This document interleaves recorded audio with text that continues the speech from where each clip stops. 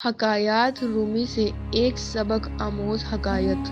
ایک عورت کو اللہ ہر بار اولاد نرینہ سے نوازتا، مگر چند ماہ بعد وہ بچہ فوت ہو جاتا۔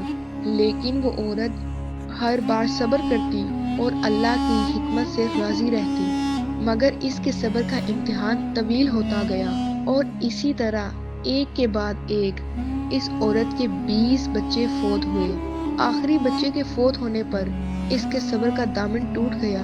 وہ آدھی رات کو زندہ لاش کی طرح اٹھی اور اپنے خالق حقیقی کے سامنے سر سجدے میں رکھ کر خوب رئی اور اپنا غم بیان کرتے ہوئے کہا، اے کون و مکان کے مالک، تیری اس گناہ گار بندی سے کیا گناہ ہو گیا کہ سال میں 9 مہینے خونے جگر دے کر اس بچے کی تکلیف دکھائی، اور جب امید کا درخت پھل لاتا تو صرف چند ماہ اس کی بہار دیکھنا نصیب ہوتا۔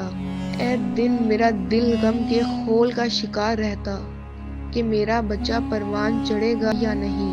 اے دکھی دلوں کے بھید جاننے والے، مجھے بے نور پر اپنا لطف و کرم فرما دے۔ روتے روتے اسے اونگ آ گئی۔ خواب میں ایک شگفتہ پربہار باغ دیکھا جس میں وہ سیر کر رہی تھی۔ سونے چاندی کی اینٹوں سے ایک محل نظر آیا جس کے اوپر اس عورت کا نام لکھا ہوا تھا۔ باغات دیکھ کر وہ عورت خوش ہوئی اور اس محل کے اندر جا کر دیکھا تو اسے ہر طرف نعمتیں ہی موجود نظر آئیں۔ وہ اس کے تمام بچے بھی اس محل میں موجود تھے جو اسے وہاں دیکھ کر خوشی سے جھوم اٹھے۔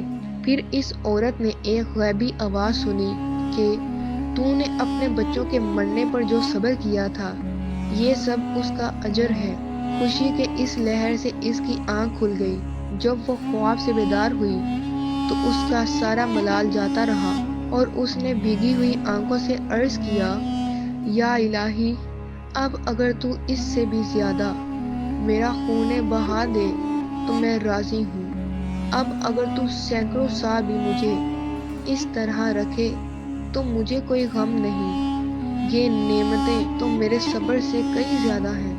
درس حیات: انسان کو ہر حال میں صبر کا دامن تھامے رکھنا چاہیے، کیونکہ یہی چیزیں انسان کو اللہ تعالیٰ کے قریب کرتی ہیں۔ یا اللہ ہم سب کو آسانی و آفت کے ساتھ اپنی آزمائش کے عمل کی توفیق دے، آمین۔